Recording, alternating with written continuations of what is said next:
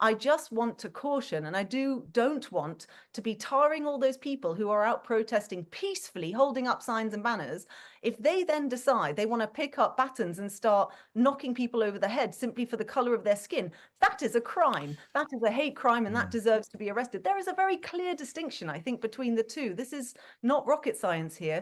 Let's welcome Layla Moran, Liberal Democrat MP, to the programme. Layla, good afternoon. Afternoon, Callum. Do you feel reassured that Sir Keir Starmer's got a grip on the riots that have spread across England, primarily with a flare-up in Belfast as well?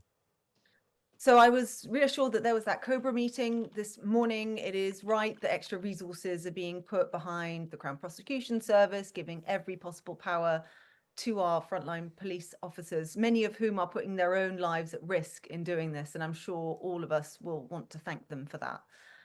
We want to see this, as Liberal Democrats, end as quickly as possible. I think the way that we need to approach this, first of all, is appreciating that this is very much the minority of people in this country. We must keep remembering that.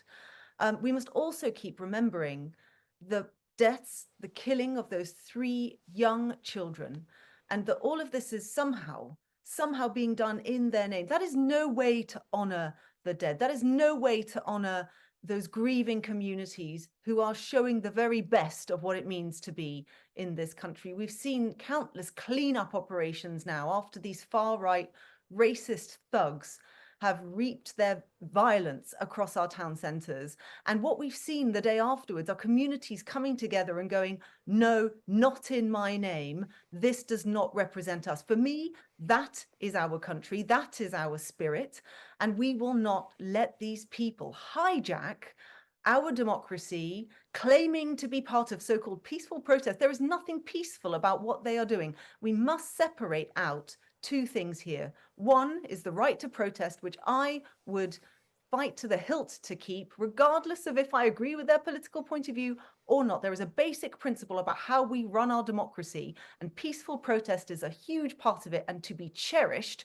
And on the other hand, what individuals decide to do in these cases, causing people to fear for their lives from fire, throwing things at mosques. What on earth are they doing? They should be facing the full strength of the law. And on that, the Liberal Democrats stand side by side with the Prime Minister, with the Labour government, but also the leader of the opposition and the Conservatives, who are saying the same thing. Politicians are speaking with one voice, and we must do what we can now to settle these waters, not fan the flames.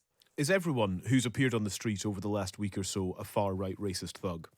Absolutely not. No, absolutely not. There are those who are going to peacefully protest, and they should have the right to do that. But the ones who decide that they're going to turn to violence, that is a completely separate thing. And what I'm concerned about here is that we are tarring everyone who's going out to protest with that brush by conflating the two. That is not protest. Throwing things at people, causing police officers to fear for their lives, causing vulnerable people to fear for their lives, that is not protest. That has crossed a line. And I think everyone who is listening to this knows where that line is. And that's the line that we are united across the political spectrum in saying that does not represent our nation. That is not how we do things here. Should Parliament be recalled? Certainly, if Parliament is recalled, Liberal Democrats will be back in a heartbeat. I think more important, though, is that we do need to get on top of the riots. The Cobra meeting was a start. I was pleased particularly to hear Keir Starmer talk about the social media element of this. We know that they're organising through these social media platforms. I would like to hear a bit more from the government about that. I'd like to hear if they've got the powers to be able to arrest. There is the Online Harms Act. There were new laws that were passed under that act. I should say at the time, I was part of some of those debates. We did raise concerns about if it was strong enough to tackle mis and disinformation. And people will remember all of this in part started because of mis and disinformation that was being spread over those killings in Southport a week ago. So I would hope that the social media giants are also going to be called into number 10 and asked what extra resourcing are they putting behind this to catch it early, to shut it down. What happens in the online space and what happens in the physical space these days are entirely, completely linked. It's as if someone's sitting in a pub having those conversations back in the day. So we need to stop treating them as two different spaces. They are now one leaking into the other, and we know where these conversations are happening. They're being very upfront about where they want to go next, but we need the support of the social media companies to be able to effectively police them in the physical realm as well. One thing I've been considering today, Layla, and I'm keen for your take on this, in light of the conversation we've just been having, and the idea, in your words, that in part it was mis and disinformation that has brought us to this point.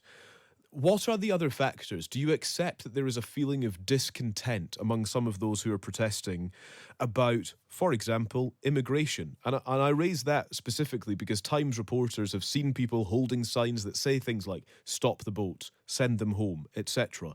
It feels like that is in there somewhere. And I just wonder how politicians who are saying full force of the law, etc., as we've heard this afternoon, how you engage with those who are trying to express a feeling of discontent. Do you accept that they are there, and how do you engage with them?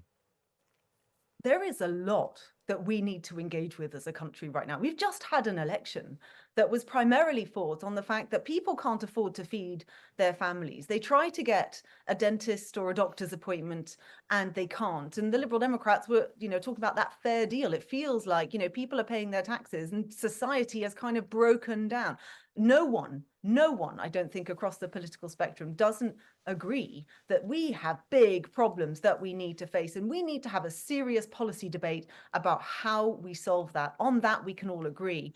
But I would also point out that we have seen far-right protests turn to violence over other issues before. So yes, there is a debate that we need to have about immigration, the economy, all the rest of it. And if people want to go out and peacefully protest that, and they and I may not agree on what those answers are, but I will defend to the hilt their right to go out and peacefully protest for that.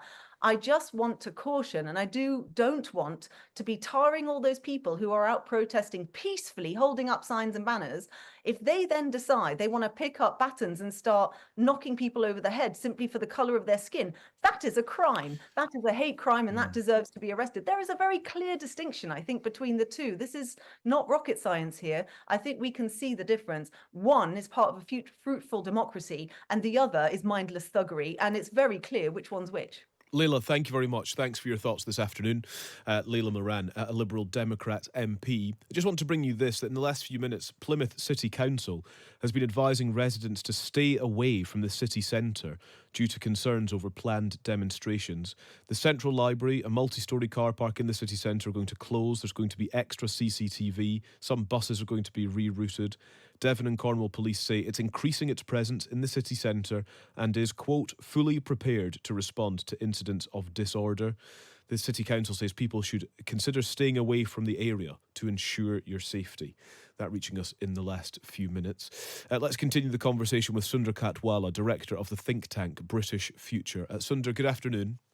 Good afternoon. Sir Keir Starmer today condemned racist Islamophobic targeting of Muslims specifically. I'm just wondering if you've noted any sort of evolution, change in language, a change in tone of the politicians as these riots have continued?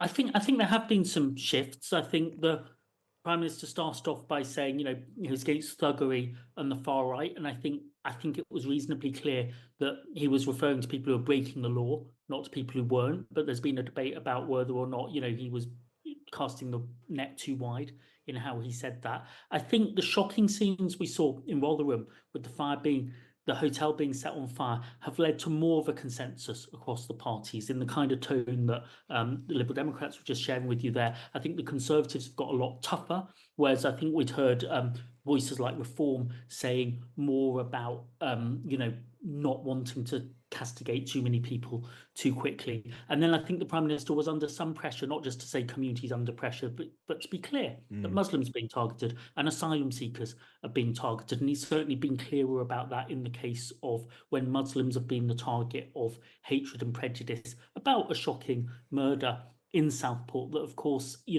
had nothing to do with Muslims as it happens, despite the rumour mill that was going on about that. I'm quite taken by a question that you posed yourself this afternoon, Sundar, on your X account, and I'm just going to recite it to you and then hope for your take on it. You said, if more people take part in clean-up campaigns than in rioting and disorder, and a much wider majority of those in their armchairs are on that side. How does that get organised, sustained and mobilised over time at a local level and made visible in the media political debate too? Can I put your own question to you? I think it's a real challenge for us all. It is a challenge for the media because the everyday story of people getting on, going to school together, getting their A-level results, going to work, that isn't news, and shocking events are news. But it does mean that the national conversation, who we are, how we feel, what it expresses about sentiment, about immigration, integration, and so on, is being driven by the most violent people in our society. I'd say that about 1% of the society are probably, on the side of the violent thugs, in terms of their views about what they think the country is. And how do we express? It was at Middlesbrough today. There were 300 people out clearing it up. How can we give that a voice as well? And it's hard to amplify that, but I think we've got to think about doing that symbolically in these moments, and we've got to think about doing that substantively, because that's who most of us are. And we've got to find ways of getting that across, reassuring each other. If you're a member of the Muslim community right now, you might feel fearful about Friday prayers. It's important not just that the police are there if anything goes wrong, but that other people are there for you and are showing where the majority of this society is. Sunder, thank you very much. Thanks for your thoughts this afternoon. Good to speak to you.